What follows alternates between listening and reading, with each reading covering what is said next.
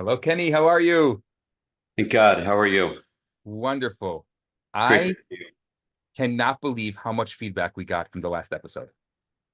I'm not surprised because the Weiss brothers are rock stars, as I call them, and but it was great. Yeah, I heard from so many people.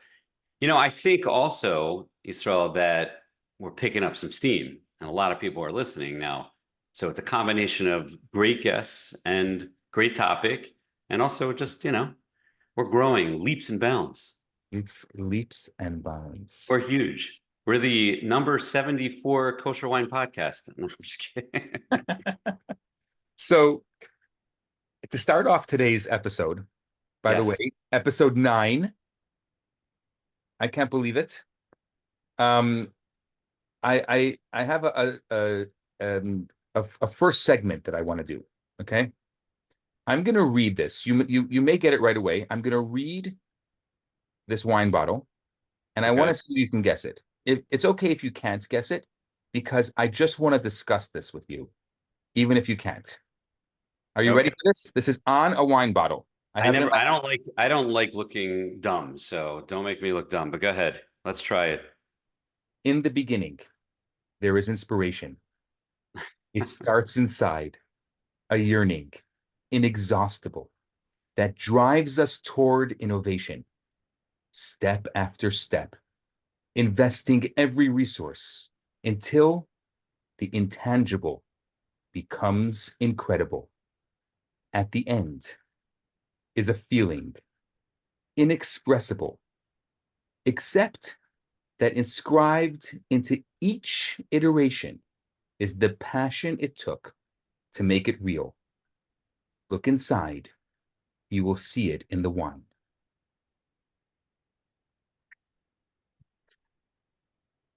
I always thought I should become a wine writer, and I don't know if I could write that. Um, and you want me to guess which wine this is? I don't think you'll guess it, but No, what do you think? This is okay. This is on the front of this bottle. It's a Herzog Chenin. I would not have guessed that, by the way. It was a really popular bottle. It was all over the place, Right, right. It was and popular. That's true. yeah, I mean it's not around anymore. It's a couple years old. Is that not around anymore, that Chenin? I haven't seen it in a while. They make that Baron Herzog Chenin Blanc, which Right. I'm assuming that's Chenin Blanc, right? I don't It's remember. a, it's a it's a Chenin Blanc from Yeah. California. They had a Zinfandel as well that was called the ZN or the Zin. Right, right, right. I This is remember. called like the Shen In.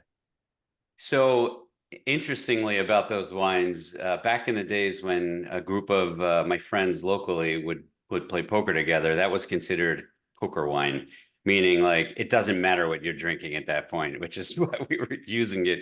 We also, if you remember that short-lived box of wine, that It giant was the box, same wine. That was it the was same wine. wine, Yeah. right? And you're right. I guess I don't see that anymore, but I think that's probably a blessing. Nothing personal, people at Herzog. No, Um, we love you, and I think that somebody really worked hard on this on these words. That's yeah, that's like what's probably good and bad about a lot of wine labels, a lot of the language on wine labels and even wine notes, these interchangeable words. And does that really even mean anything? You Right. could put that on any package like that wine label. You could write that on anything. But yes, very flowery. I would never have guessed that in a million years that that was on that bottle. So you got me on that one. By the way, I like your background. Very It's scholarly. it's not a background, it's my library. I'm actually sitting in my No, library. I mean I know it's a real one. I know it's not a fake one, Yeah, but this is actually not my entire library. This actually is much bigger. Than this, but yeah, I love this space. It makes me happy. It brings me I joy. agree. There's nothing better than being surrounded by books and wine, but books and wine. Yes, That should be that could we could open that store. absolutely. But I know you bring us up because the topic we chose to talk about today was including the wine bottle. It's in that general vein, is the wine bottle enclosure. Like Yes. what that great world of what closes your treasured bottle of wine. And I think, we discussed whether this would even be such an interesting topic. I personally am very interested in it. I think so many people don't really know what goes into it. People don't necessarily understand what causes cork taint, which we'll talk about a little bit, Mhm. and the faults and why different enclosures are chosen versus others. I mean, I think it's an interesting topic. Let's, from the onset, get rid of the myth of the screw cap. Good or Okay. bad for the wine? Oh, I didn't realize I thought you were about to launch into a whole pro screw cap thing. You know, Mark Starr, the winemaker for Six Parallel South in Australia, very passionate guy. He used to get, and I learned more about this when I was reading about this morning. I learned about probably a little behind why, but he was very like passionate about the use of screw caps on wine, and there's a lot of what's it called, proof to what he's saying is that it's for the most part a smarter enclosure than cork. I think if you're talking about why you're using it, then screw caps for wines that are meant to be drunk young is for sure a better enclosure. I think the biggest reason, so let me just back up for a second. What I wanted to finish about Mark Starr was that he's Australian.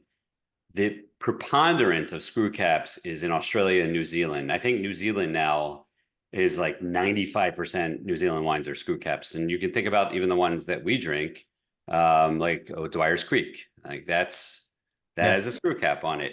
And those are wines that are meant to be drunk young and to really control the aromatics. You don't want that release of gas or any of that kind of thing, or oxygen introduced. You want to really maintain all the aromatics of those wines, right? Someone So, told me, and in fact, there was a major push in Australia and New yeah, Zealand, even more specifically, to get rid of corks, to get someone rid of. told me the reason why they do that there is because there's not a lot of cork oak tree. I mean, And I'm sure I'm sure, but they probably it's expensive to import them. right. Almost all the cork in the world comes from like that Mediterranean, like Hmm. really Portugal is the main place, but Spain also, like very specific environment. It's very finicky tree that like needs the right amount of waterfall and so on and so forth. And a couple of interesting things I learned about cork trees. Number one, I had to write this down because I wouldn't remember it. Um, oh, I wrote it. Mainly in Portugal, 2 million acres, which is a third of the world's cork trees are like in Portugal, right? Wow. What's interesting is that it takes 25 years for a cork tree to produce, because what people don't know maybe is that the cork comes from the bark of the tree. They basically are just punching out holes right from the bark. But it takes 25 years to get to be able to become a commercially viable bark that they can use to punch that cork out. It's really just punched out, like in like really premium corks. That's what they use, right? And then they can't do it again for another 9 or 10 years. So a lot of these trees are 200 years old. What they find also is that after 200, 250 years, the tree does not produce anymore. So you're getting maybe 10 uses or so. Am I doing that math right? Yeah. Out of a cork tree's bark. So this is a very complicated process of like how they even get them. And it explains why the expense in it also. But what I think is so cool about it is that two things. Number one is that the idea is that like this God-made product is still the perfect product. It's really like because part of it is not just okay, we have this cork and it's 200 years ago they weren't able to produce screw caps, but they had the cork and they used it. But what they learned, and I read Jancis Robinson said, is that the oxygen, like the transfer of what's happening inside and outside of the bottle, going in and out, is what's like really best about cork. That is a pro or maybe a con of it also, meaning there's what's good and bad about that, because also wine can get too much oxygen. But cork is like, I think it's really like the perfect God made enclosure. Everything we try to do to try to, perfect it is not necessarily perfecting it, even though the screw cap for certain wines is really, to me, I think makes the most sense. But people Love the pop of the cork. pop. Though it's romantic, it's ceremonial, it's visceral, it's become a ritual, the pop. And no matter what you say, oh no, I can't take a screw cap. Oh no, I need a cork. Oh, the wine's probably not good if it doesn't have a cork. Don't you even like have that implicit bias that you think like, screw top, probably a cheaper wine, without even knowing Absolutely. that's the first thing you see, like that must be a cheaper wine. Don't you Absolutely. think? Yeah, And there are many fine wines that have screw tops now.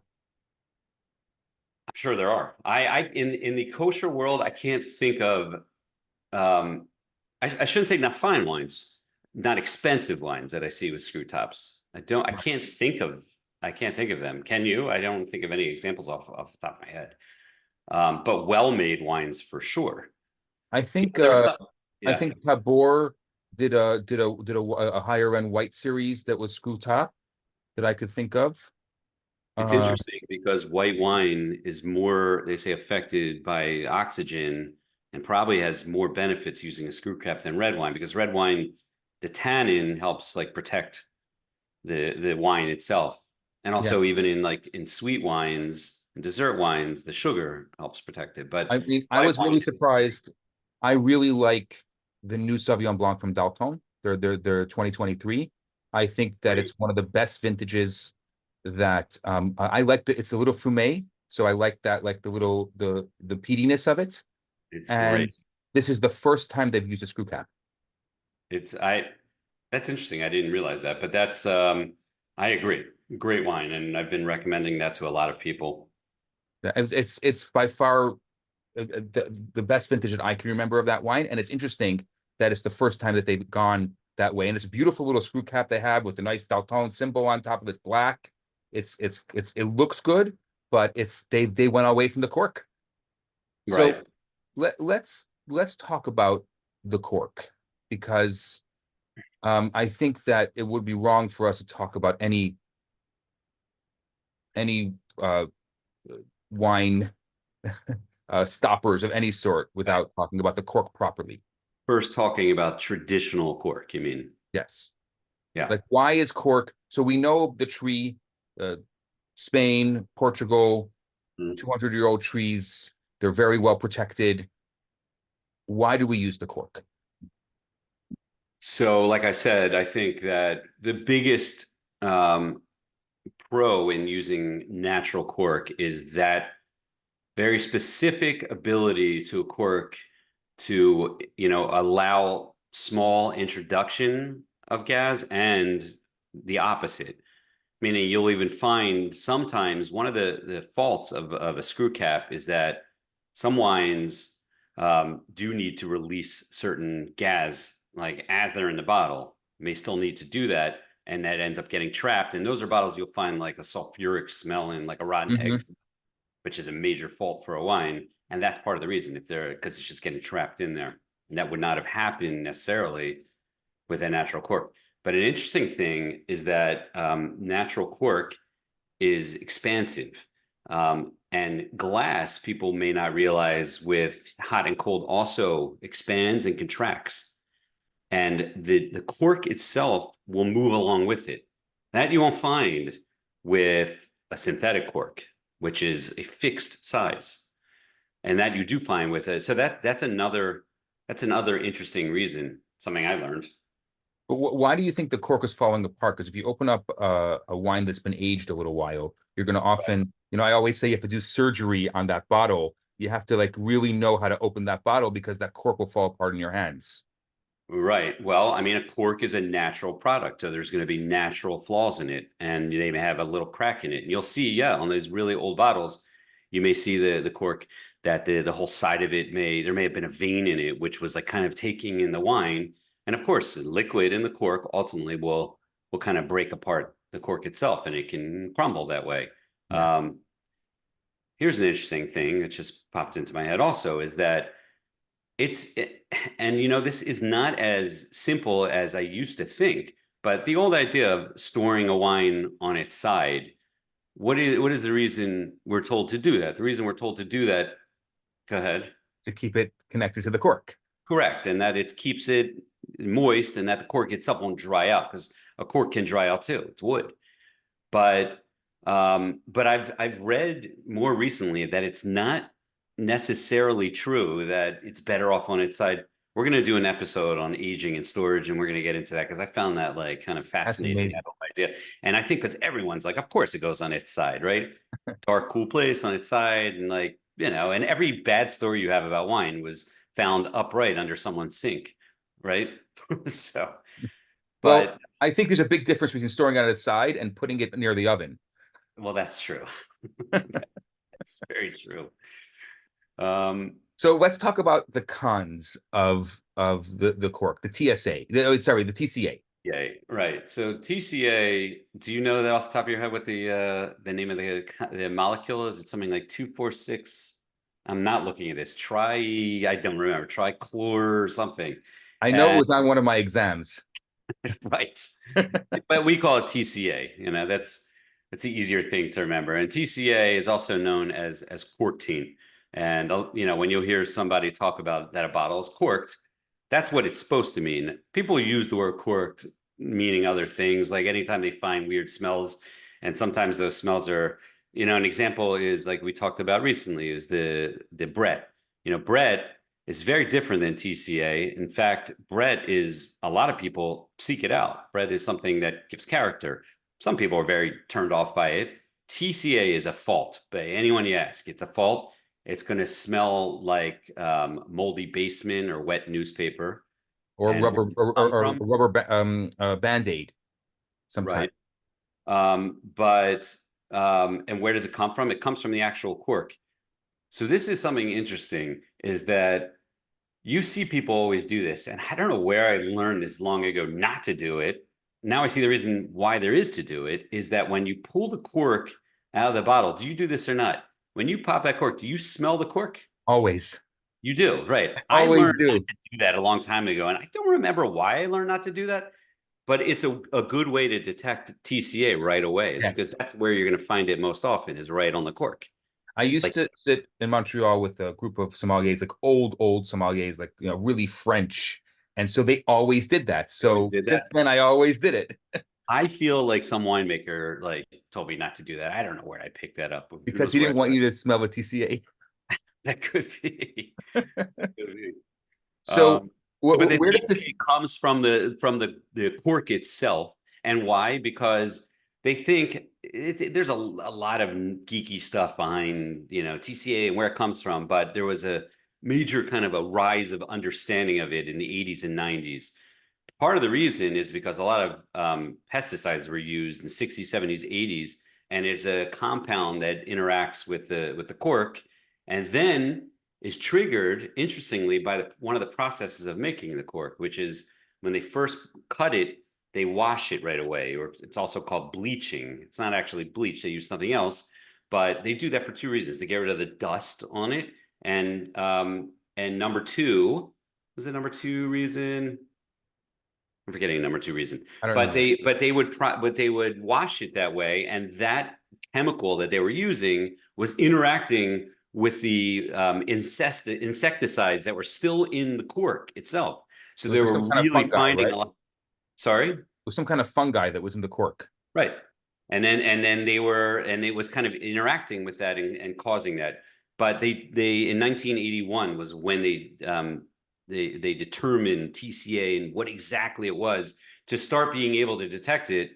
Now, unfortunately, it doesn't show up until the wine's already in the bottle, Right. you know. So, but there have been solutions to TCA. One of them is a screw cap. We don't have a TCA problem. We use screw caps.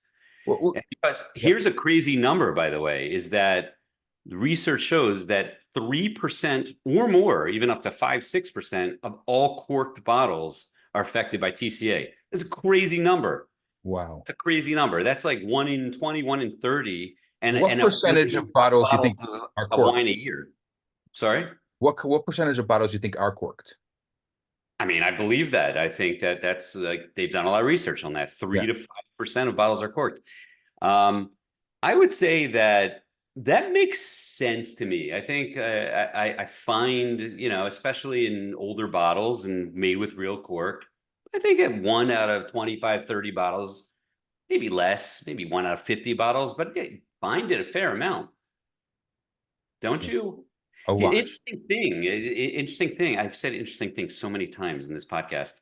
Oh, But I, I was gonna tell everybody at the end of the podcast for a drinking game. When you listen to yes, the podcast, you should right. just every time you hear an interesting thing from Kenny, you should just think Right. of Well, someone told me I'm saying 100% too much. I think that was my wife. She's like, stop saying 100%.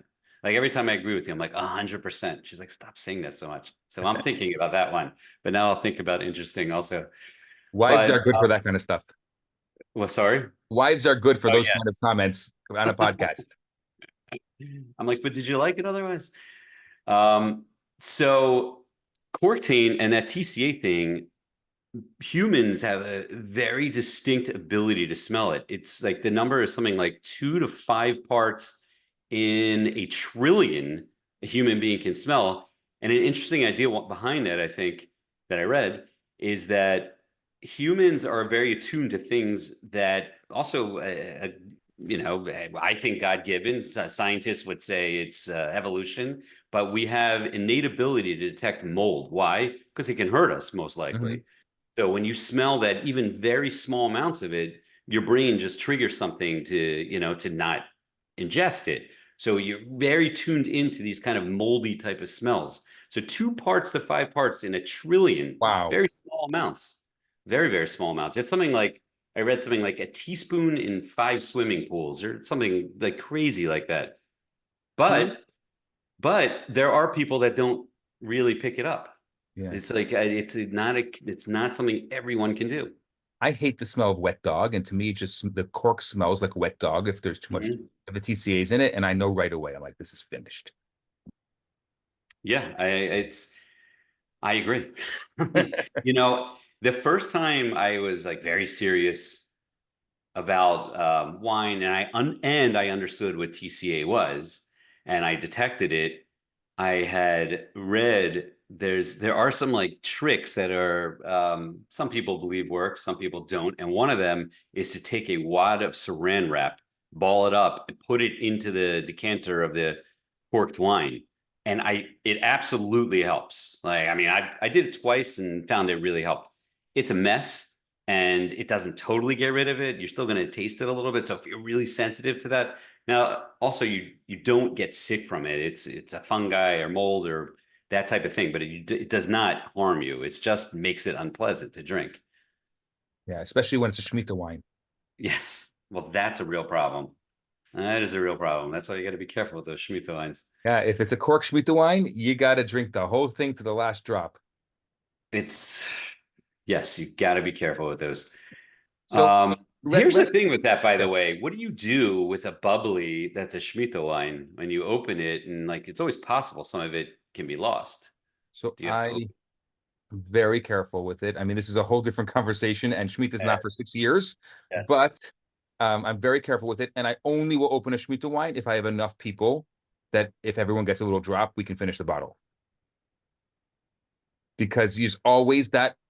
I've had it. I've had it. I remember once at my Seder, we opened the Shemitah wine. We thought it was beautiful. It's Pesach. It's a Yeah. great opportunity to open a Shemitah wine, Yeah. and it And was then it totally was, corked. wow. And we all just went around and we said, "This is for God." Right. Wow. See, that never happened to me. That's trouble. But at least you had other people with you. Let's talk So about. one of the other Yeah. solutions to this whole like TCA problem has been the advent over the last 20 years of what's called an agglomerated cork, which is the most famous trade name is Diam, Mm. Diam, which which they say gets rid of the problem of TCA. Now, and also it controls the wine they think better over the years. Now, there's no real track run of this. This again is only I think it's 2005 that company was founded. So a lot of the biggest producers in the world are not, and I'm not talking kosher. A lot of the biggest non-kosher producers in the world are not like they're not sold on this thing yet. What they do is they The take French producers do not like it. well, they don't like change in general. But I think like the white Burgundy, I think they're starting to use it because like I said earlier, these white wines are affected more commonly. But Diam is not a synthetic cork. It's made from cork. What they do is they chop up cork. They take without getting scientific about it, they take the best parts of it and then they mix it with some kind of, I think something like the It's solution. like Like IKEA furniture for it's corks. it's kind of like that. I think it's they don't want you to think that, but right. You know, it's funny because when I see a Diane cork, it just seems cheaper. It's not cheaper, and it's obviously a lot of technology goes into it because then they mix it with some kind of something that's used in contact lenses, then they glue it all together, Yeah. right? The kosher producers that I know off the top of my head that use it are Carmel, Covenant uses it, and then the French wineries Chateau Ocandisa and Chateau Giraud. Like I And know I that think those I companies. know a lot of the South American producers use it. Who A does? lot of the South American producers, like if you get some of those Oh, the are they Chilean using wines, Diane? Argentinian wines, you see it often there. It's like they call it an agglomerated cork, right? Agglomerated cork. And Yeah. something you'll notice on it next time you open one of these, look at the cork. It'll say Diam on it, but then it'll have a number following it. It'll say Diam 2, 3, 5, or 10. And that's like their guarantee of how many years that they guarantee that the wine will be good that many years. So the You only most know once you open it. You're like, darn, that was a right, Diam 10. I could have kept this 4 more years.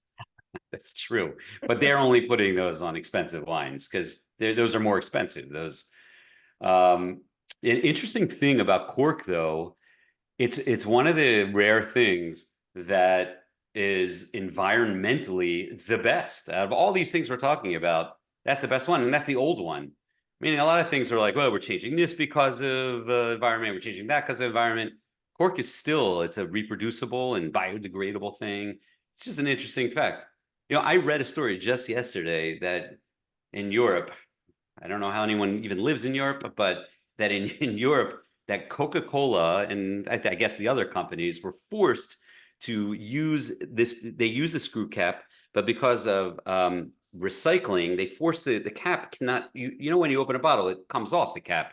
In Europe, it does not anymore. It's attached to the thing. People are poking their eyes and scratching themselves because they want the whole piece to be recycled. So I'm wondering. As I was reading that, I'm like, is that the future of wine also? Screw caps that are attached that you can't even remove from the bottle itself? Probably not. But it was I just hope not. it's I'm just saying with all the changes because of environmental laws and whatever, it's funny that the most environmental of all of the enclosures is the cork, the natural cork. Yeah. Let's talk about the big elephant in the cork room, the synthetic cork. Is it though? I don't know. I mean, I think synthetic corks are made from different products. They're not made from wood. They're made from essentially from plastics, I think. Yeah, they're petroleum. Yeah, petroleum. So I guess it's an elephant in from a environmental perspective, but it's probably most commonly used on less expensive wines and wines that are not meant to be aged because yeah, that's one of the problems is that they are not going to allow that, transfer of gases. Um, but again, on a bottle, again, we'll say one of the biggest misconceptions of wine drinkers, and I'm saying even experienced wine drinkers, is thinking that every bottle they buy should go in their cellar. It's a Right. vast majority of wines are not meant to age. The vast majority of wines are meant, Especially vast majority of kosher wines. Well, that's all we know. yeah. And I would say we're talking 90 plus percent, 95% even of wines that are really meant to drink now. So once you get to that number, then why not use number one, the cheapest enclosure, or number two, the best one for a short term, like, that are really going to, let's say, like I discussed before with keeping the aromatics of a white wine. Why not use the one that will hold that best? So synthetic may be an option for that too. Of course, considering it's plastic, that's going to become an enemy of the environmental world, Right. right? And also, it doesn't expand and contract like we talked about before with the Which natural cork. which is my biggest problem because you can't put it back on the bottle. Cannot put it back in the bottle. It's my biggest problem. I dislike the Nightmare. synthetic cork because you can't reseal it, which means you got to finish the bottle or get your own. It's just complicated. Why is it so complicated?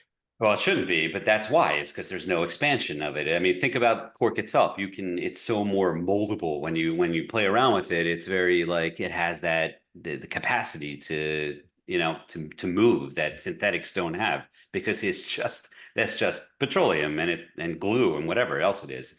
But what was I going to say? One more thing about that. Anyway, go ahead. I can't remember where I was going with that. So there's a couple of other enclosures that I'm just thinking about off the top of my head. There's the Vino Seal. I don't know a kosher wine with it, but I know a lot of a glass stopper. Oh, yeah, Vinolok is one of them. That's right. I looked that up this morning to but I knew one off my head, and then we have this like wine WhatsApp chat, and I asked in there if anyone knew other examples, and someone mentioned another one I forgot about, but Does the Mademoiselle have a Vino Seal? Sorry? I think the Mademoiselle from that's what I thought right away. And then I'm not sure. I think so. I think it has. So what this is a glass. It looks more like a decanter that you would say use for whiskey. And it has this glass top with like a rubber that's molded into it. And it really produces a hermetic seal, meaning there's nothing going in and out of that bottle. So yes, I think the Mademoiselle uses it, but the two I know use it is Bat Shlomo, uses it on their rosé, and I think one of their white wines, maybe a Sauvignon Blanc, and on their whole line of those private collections. Right. Too, yeah. Okay. And the Raziel uses it on their rosé. The Raziel, which is from Castel, the Castel's sister winery. I don't know if it's a sister winery, but the attached winery to Castel, the Raziel, which they make great wine too. So that's two where you find that. And it seems very fancy and with something like that. Such a good looking bottle. Come on, admit it. It's a beautiful bottle, and you can reuse it. Talk about sustainability.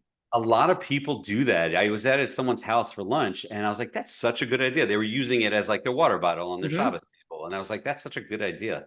It's yes, reusability, but you don't see it that often because its biggest con, aside from aging, which is not those are not meant to age, but for short-term wines, the biggest con of it is expense. It's expensive. I mean, think about that versus just some synthetic cork. So it's an expensive top. So that's its biggest con. But yeah, for that, it's a beautiful.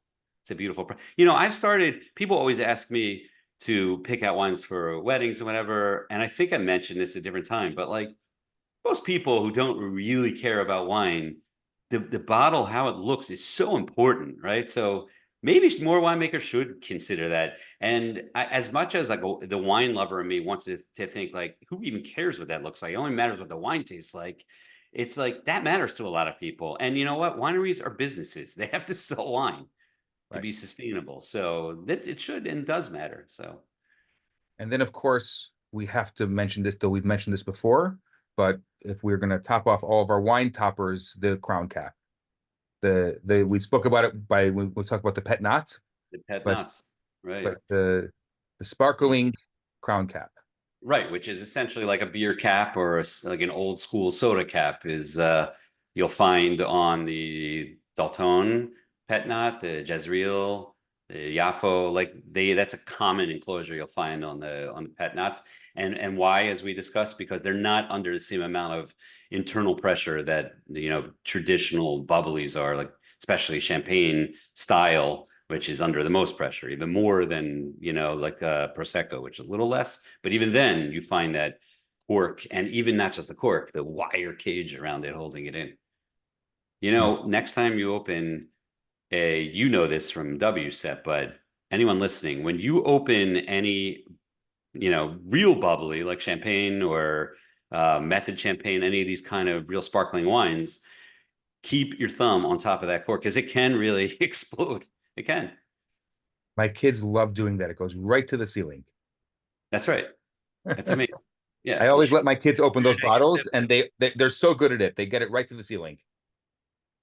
You shoot it at your sibling, don't you? Yeah, exactly. I am always worried about like hurting someone that I really avoid getting it near anyone. So that's the last thing I need. It sounds like a horrible ending to your Shabbos lunch. No, that's exactly. But I always, I mean, they're we do this in a contained environment. We make sure they're far from the table. We make sure they're not going to get into anyone's eyes, and then they can have fun and they can get the cork up to the ceiling.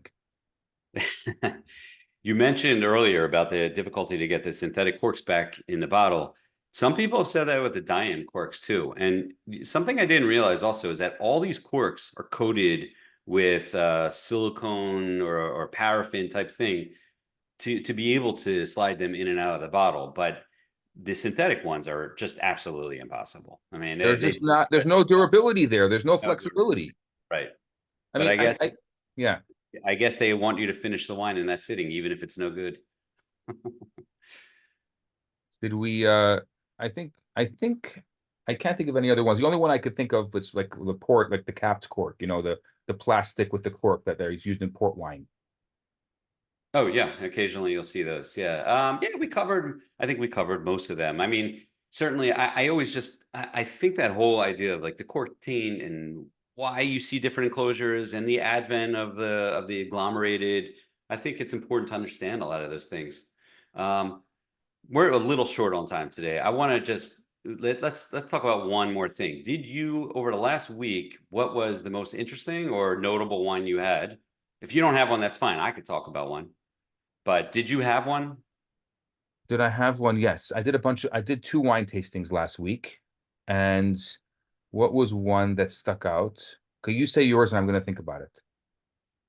Well, I had two, but I'll mention this one. And I think I'll talk about the other one on a different episode. But I very much enjoyed the new sparkling wine from Bina. It's a Blanc de Blanc. It's made in the Champagne method. It's made from Chardonnay. And Bina Winery is a winery in Allentown, Pennsylvania. And he's an interesting guy that we should talk to at some point. Kevin Dana, young winery, and this is his second vintage. It's the 2021, and I really, really liked it. And in fact, I think I was validated because just a couple days ago, he entered the wine. Not he didn't enter it a couple days ago, but just a couple days ago, they had a Pennsylvania.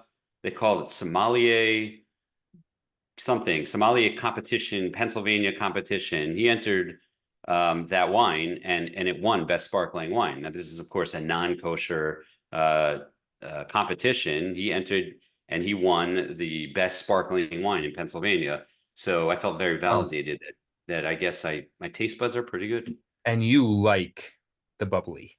I love bubbly. It's yeah, I go through trends. I mean, like this is I'm a big Riesling guy, and for a long time, if people are like, "What's your favorite wine?" I'm like Riesling, and especially like aged Riesling. But I love bubbly. I really I love all forms of bubbly. So meaning I don't it doesn't have to be champagne method. I like prosecco. It just I like it on the dry side, but I really his so this is champagne style, and while he does age it on the lees, the dead yeast cells, which gives it a yeasty character, it's a little bit of a fresher style. It's not. I would say it's the ones that I can think about that I think are the best values for champagne method wines in the kosher world. I would include this now, or that the Gilgal, which is basically impossible to beat because of its price, even though it's gotten more expensive. It's fantastic wine.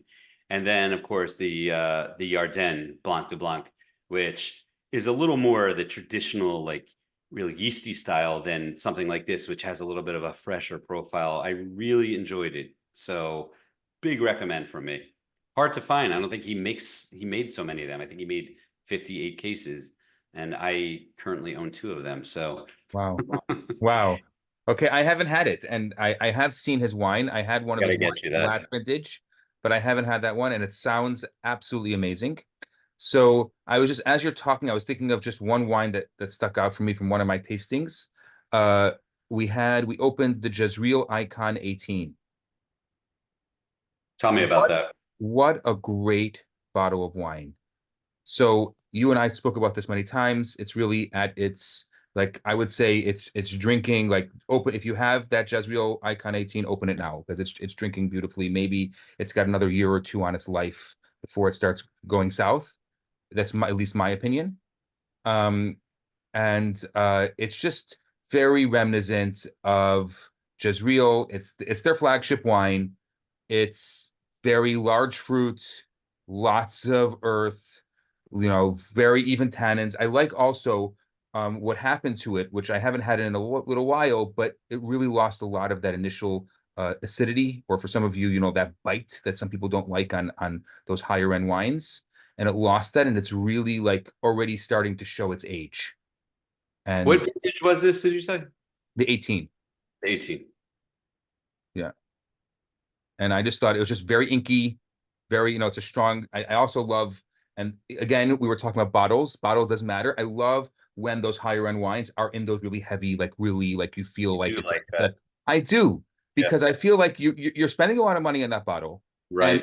you feel like you're picking up like, oh, God, that's heavy. I mean, I gotta recycle that. Yeah, right, exactly. It's so interesting that you say that because I agree with you. I feel like that wine probably should look its part. Now, there's obviously a line. Some wines go way over with the gold labels and like that kind of stuff.